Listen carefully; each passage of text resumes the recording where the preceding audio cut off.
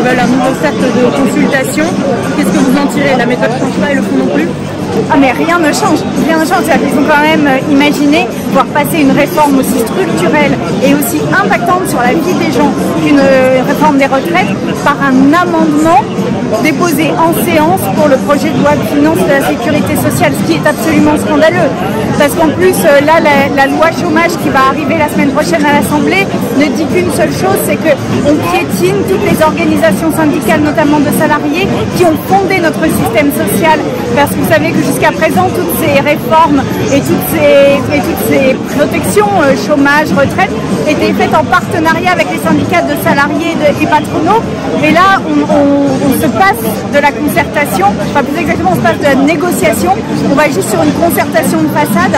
Et en fait, on est en train de fouler au pied le modèle social français. C'est hyper grave ce qui est en train de se passer actuellement. Donc oui, on va mener la bataille partout où il est possible de la mener. Parce qu'en fait, là, et particulièrement dans la transformation écologique, il y a un enjeu énorme, c'est que les gens se sentent protégés. Faute de quoi, on va se faire balayer par l'extrême droite. Donc en fait, c'est quelque chose de très important. La menace d'une dissolution par Emmanuel Macron, vous le prenez comment? Il menace. Enfin bon, après, voilà, nous on a été élus et de toute façon, en effet, c'est une clé qu'il a, c'est la seule qu'il est. C'est le seul joker qu'il est, il peut dissoudre. On ira devant les électeurs et électrices. Et est-ce que s'il y a une motion de censure qui est proposée contre cette réforme, même si elle est proposée par le Rassemblement national, vous considérez, vous imaginez un moment on va pouvoir voter parce que cette réforme, elle dépasse, elle est transpartisane ou pas du tout? Moi je travaille pas avec le Front National. Jamais. Et question sur le fond, est-ce que vous avez l'impression qu'au sein de la gauche, tout le monde est raccord sur ce qu'on veut, sur cette réforme, sur ce qui est le travail? On a vu des dissonances entre vous et M. Roussel. Est-ce que sur ce combat-là, vous dites que la NUPES, elle peut porter le front commun sur la valeur travail, une réforme à 60 ans comme c'était prévu dans l'accord législatif? Alors, il y a la réforme de la retraite, il y a aussi la réforme du chômage, je vous le disais. Et en fait, là-dessus, il y a quand même quelque chose où on envoie un message aux personnes qui n'ont pas d'emploi en leur disant qu'on va leur mettre la pression pour qu'ils retrouvent un emploi, n'importe quel emploi, dans n'importe quelle condition.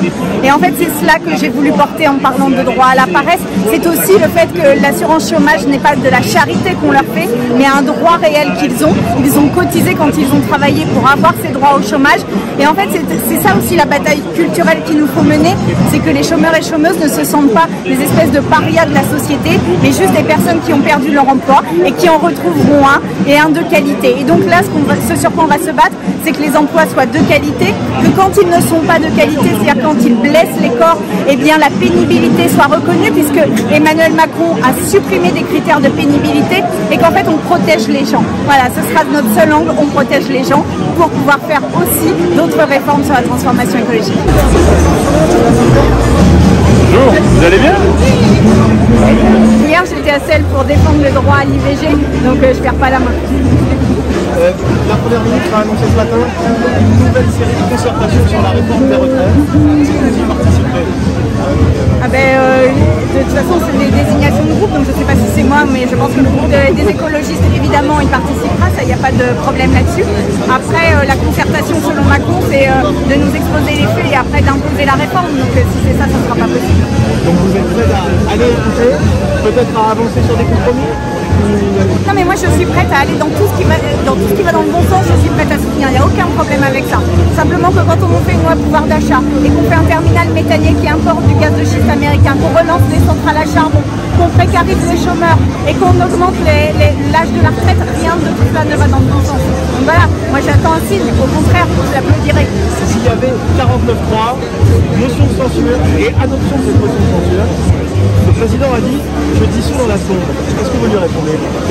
Qu'avec des si on met pari en bouteille. Vous seriez prête à repartir au combat? Et que je ne veux pas être une députée de la bouteille. Il perdrait s'il dissolvait l'Assemblée? Non, je pense pas, parce que je pense que la mobilisation dans la rue et la mobilisation qu'il y aura en octobre montrera qu'on a un soutien extrêmement fort, au contraire, dans l'opinion. Mais on n'a pas peur de retourner vers les électeurs et électrices. C'est pas une menace qui nous fera trembler. Un dernier mot. Vous ne pas le rouler. Je suis chaussette en laine.